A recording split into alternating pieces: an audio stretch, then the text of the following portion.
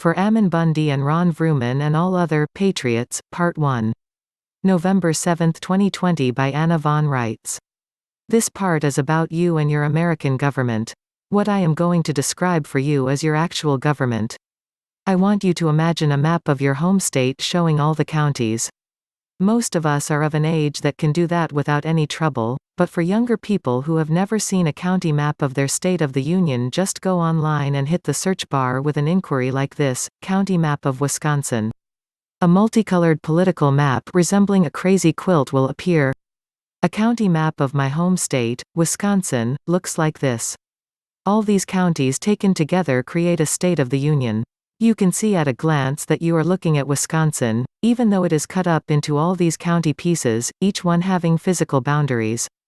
If you were to create a map like this showing all the states and all the counties in each state, you would be looking at over 3,100 counties total, and what you would also be looking at, as a whole, is called the United States. The United States is also called the Union. The United States represents the national soil-level jurisdiction of our country. This is, by definition, a layer of soil that is 6 inches deep overlaying the land within each county and reaching contiguously to our country's borders. The underlying land jurisdiction is an international jurisdiction that extends deep into the earth. The counties don't appear in this jurisdiction. All that appears in international jurisdictions of the land and the sea is the outline of the state. Below is a map of the state called Wisconsin, with the location of a few cities shown as dots. The state represents the county's soil and surface waters national jurisdiction and the land and sea international jurisdiction, attached to Wisconsin, both, for the purposes of international recognition and trade.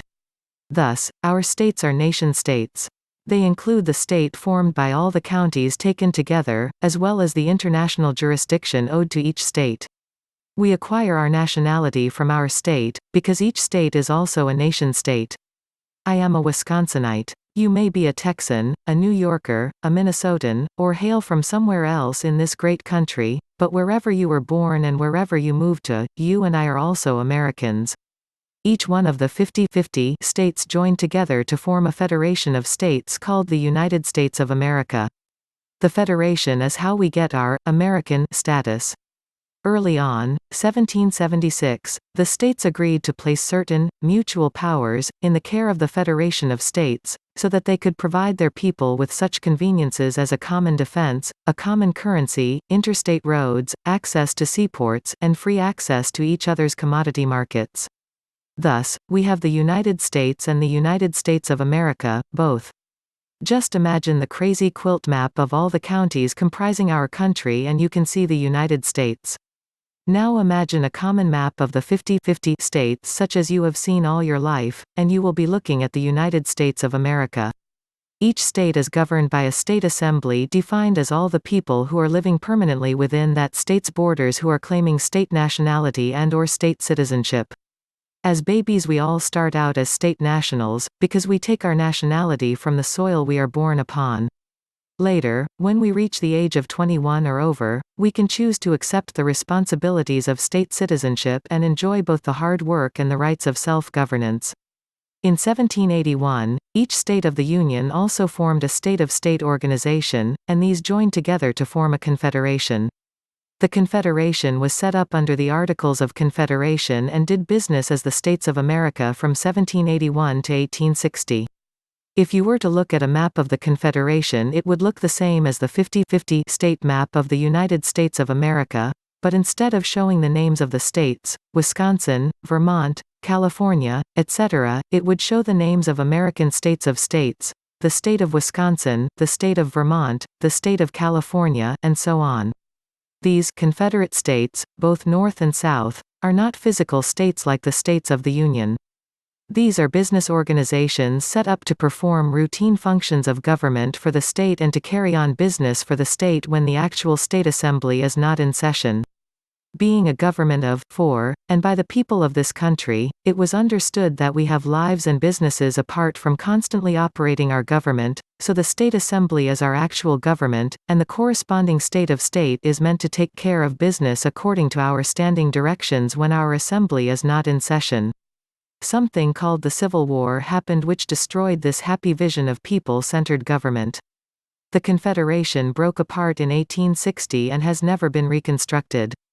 Instead, all the assets of our American states of states were rolled into state trusts, and British territorial businesses calling themselves by very similar names took over the routine business functions on an emergency basis. Before the Civil War, we had American states of states doing business as, for example, the state of Oregon. After that conflagration, we have had both, the State of Oregon, a British territorial entity, and the State of Oregon, a municipal corporation, substituting for our intended American state of state. This usurpation based on emergency powers, which were never granted, means that the day-to-day business operations of our states have been entrusted to foreign state-of-state organizations for over 100 years, and like Rip Van Winkle, we've slept on. Our state assemblies were quietly replaced by district assemblies, both territorial district assemblies and municipal district assemblies. So now what are we talking about? Look at the map showing the outline of Wisconsin with a few dots representing cities. The cities represent a third separate jurisdiction, called municipal jurisdiction, which is a global jurisdiction.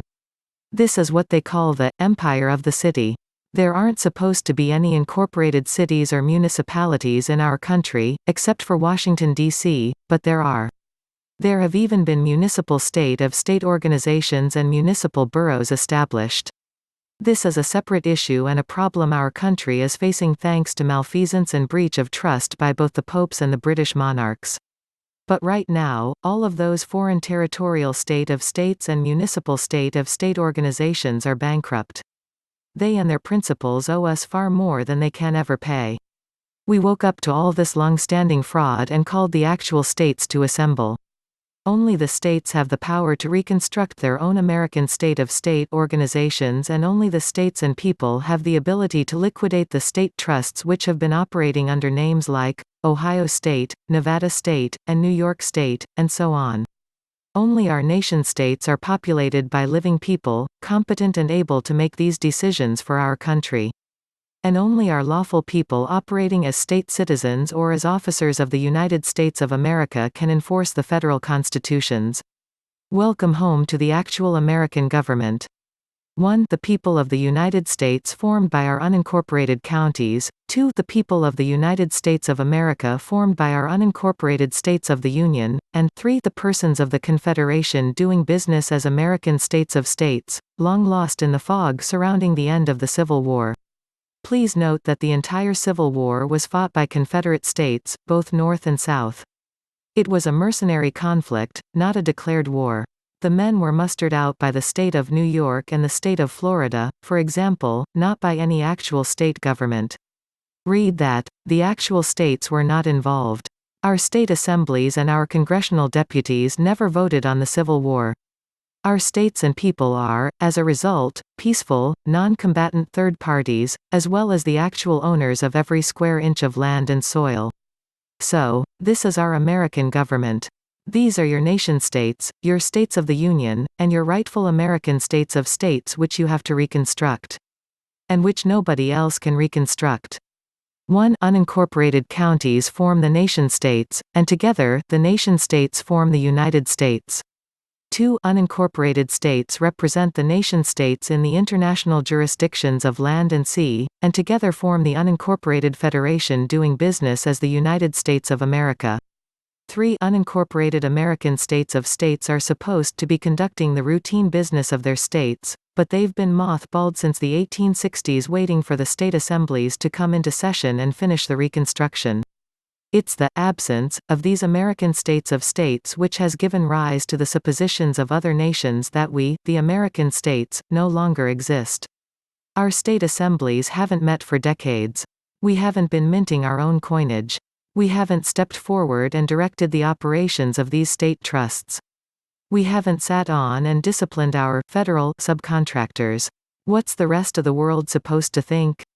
Well, we may have somewhat forgotten how things are supposed to work, and we have certainly been duped by certain foreign subcontractors, but the Americans and the American states are still here.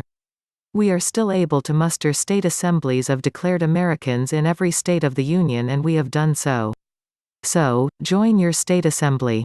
Enter your state offices, elect your officials, operate the courts you are heir to, and get a move on. The rest of us are already in motion and organized and standing for our states, but there is a lot of work to be done and the call is out for all hands on deck. Go to www.theamericanstatesassembly.net, declare yourself an American state national or state citizen of your state of the Union and join your lawful state assembly. Then you don't have to worry about who won any private corporation election, because the winners are obligated to do whatever you tell them to do. They are, drum roll, your employees. This is the way it is supposed to be, because you are the actual landowners, possessors, and inheritors of the whole actual and factual enchilada. Please note, what I have just described for you is the American government. You also have a bunch of subcontractors to deal with, that are known as the federal government. That's part 2. That was part 1 of 2 parts. Learn how to become an American state national or American state citizen by navigating to www.theamericanstatesassembly.net. Links to Anna's articles and resources can be found in the video description box. Thank you for subscribing, liking, sharing and commenting.